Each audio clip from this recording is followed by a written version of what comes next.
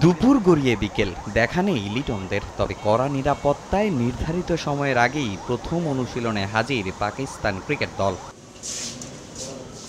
৩.৫ বছর পর বাংলাদেশে সিরিজ খেলতে এসেছে মেন ইন গ্রিন। মিরপুরে এসেই পুরো দলের গন্তব্য হোম অব ক্রিকেটের বৈচিত্র্যময় উইকেটের দিকে। প্রায় ১৪ মাস পর আন্তর্জাতিক টি-২০ ম্যাচ হবে এখানে। দীর্ঘ সময় দাঁড়িয়ে উইকেট বোঝার চেষ্টা করেছেন অধিনায়ক সালমান আলী আগা। খুঁটিনাটি জানার চেষ্টা করেছেন গ্রাউন্ডস কর্মীদের কাছ থেকে। মাঠে ঢুকে পরিচিত গ্রাউন্ডস স্টাফদের সঙ্গে আলাপচারিতায় মাতেন বর্তমানে পাকিস্তানে কাজ করা বাংলাদেশের সাবেক ফিল্ডিং কোচ ম্যাকডারমট। হয়তো করেছেন স্মৃতিচারণ। ওয়ার্ম আপের পর শিষ্যদের নিয়ে শুরু করেন ফিল্ডিং অনুশীলন।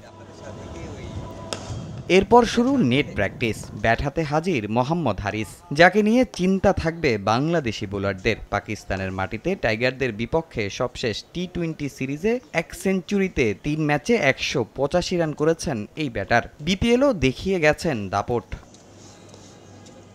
পরে একে একে ব্যাট হাতে নেটে ঝালিয়ে নেন ফখর জামান, সাইম আইয়ুব, সালমান আলীরা। এই সাইমও হতে পারেন বাংলাদেশের দুশ্চিন্তার কারণ। হাসান নেওয়াজের দিকেও চোখ রাখতে হবে তাসকিন মুস্তাফিজদের। তবে এদিন মিরপুরের উইকেটে স্পিনটা স্বাচ্ছন্দ্যে খেললেও সতীর্থ এবং নেট বোলারদের পেস সামলাতে খানিকটা বেগ পোহাতে হয়েছে পাকিস্তানি ব্যাটারদের।